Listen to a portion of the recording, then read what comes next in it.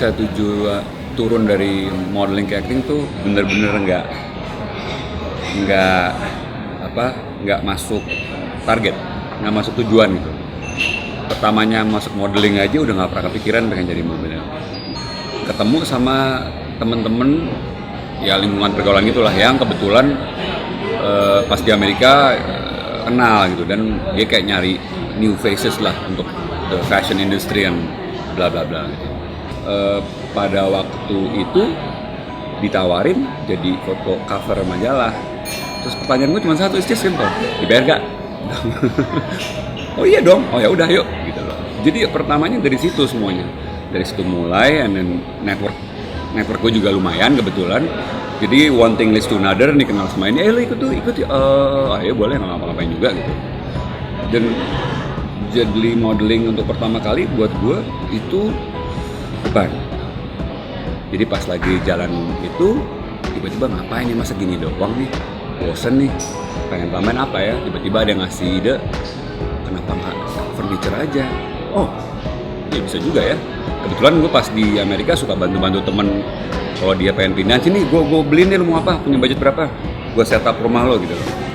Start dari situ, jadi mulai dari jualan furniture, terus jadi interior sendiri, jadi bikin sendiri. Itu jalanan bareng sama modeling. Untungnya pas network di modeling ini berguna untuk ini.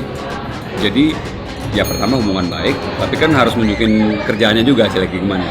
Kalau misalnya modal kenal doang tapi hasilnya jelek kan sama juga bohong. Nah, thank God itu sibuk. Jadi modeling jalan, interior jalan. Pada saat ini jalan-jalan, hektik banget. Plus sebenarnya aku orangnya nggak pede karena background aku bukan interior. Gue nggak bisa gambar. Jadi gue hire orang, soal buat konsepnya aja. Semua it's all in my head. Gue nggak even bisa gambar sendiri dan ngasih lihat ke klien juga nggak berani, jelek ketahuan begonya. I love movie. Jadi pas gue di kuliah pun gue nonton segala macam film, foreign movie, Chinese, semua macam film. Sampai di Oregon, Cina di sana anak bisnis. Tambahan kreditnya dia perlu ngambil yang arts and entertainment gitu. Nganggur, Krismon.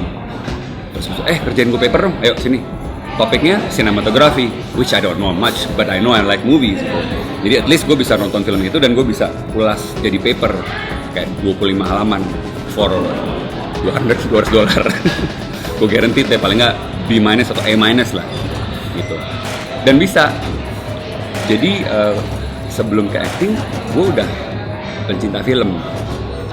Untungnya film zaman dulu, nggak zaman dulu ya, film tahun 2004 itu kita pakai workshop. Untungnya itu, jadi kita ada 3 minggu di Gojlok. Gue dapat ilmunya dari situ lah. Cuma dari situ. Pertimbangan apa aja yang bikin Mas Restu terima kalau misalnya ada yang nawarin tuh main film? Pertimbangannya apa aja? Selain bayaran? Oh, skrip pasti. Awal-awal skrip. Karena kalau misalnya gue baca dan karakternya gue lucu nih, itu sync-nya enak, lebih gampang.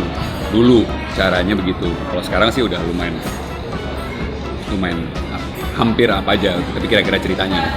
Kalau peran sih hampir apa aja. Kalau Mas ngeliat sendiri, ya kita ngelas aja gitu. Industri film Indonesia tuh hancur nggak? Hancur. Kalau secara pekerjanya sih they're better. Menurut gue pemerintah juga nggak ngedukung kita. Kayak film Sang Menari lah. Sang Menari ini kan bisa dibanggakan ya. Maksudnya lo bisa ke Macau, bisa ke Beijing, Cannes, bawa gitu. Kalau misalnya Indonesia pemerintah kita ngedukung, ini bawa ke sana, ditaruh stand yang keren, ngerti nggak sih? This is Indonesia.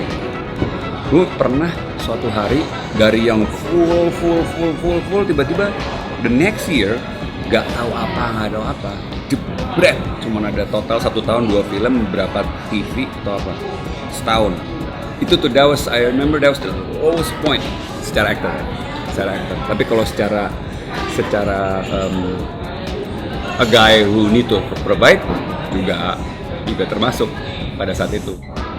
Gosip ada this dating udah mulai ganggu lama-lama. Tapi yang mengganggu gue adalah kalau ada orang yang dekat sama gue kemakan sama gosip itu. As long as orang yang people that matters to me nggak kemakan sama gosip gitu, terserah mereka mau ngomong apa. Cuman kalau sampai ada yang kayak apa iya ya zaman sekarang kan aduh udah dong itu cuma orang luar yang ngomong gitu, itu udah mulai ganggu, itu yang ganggu. Tapi thank God sih nggak sampai ada yang segitu sih. Pernah ada yang questioning me yang wah ini orang, kalau sampai dia nanya lu sebenarnya iya nggak sih, wah berarti lu you clearly don't know me gitu, you clearly don't know me. I like to experience new things just to a certain level, nggak to a level yang cukup to satisfy, enough to satisfy my curiosity. Cukup aja untuk mencukupi keinginan tahuan gue. Mungkin bukan karena gue takut sama komitmen, karena masih pengen main-main, tapi lebih ke am I capable of building this family and keep it together secara whole. Emang agak coward sih, agak pengecut memang. Banyak orang lebih berani, gue kebanyakan mikir atau kebanyakan pertimbangan, I don't know. Tapi ya kalau gue lebih itu, fear-nya tuh itu, bukan komitmennya. Well, a real man pasti man of his word. Kata-katanya dia harus dipegang. Dan menurut gue real man adalah orang yang harus tanggung jawab, harus tahu tanggung jawabnya dan tahu batas dirinya.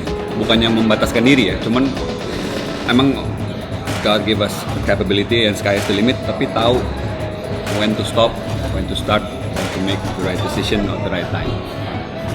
Gitu sih, and making the right choices.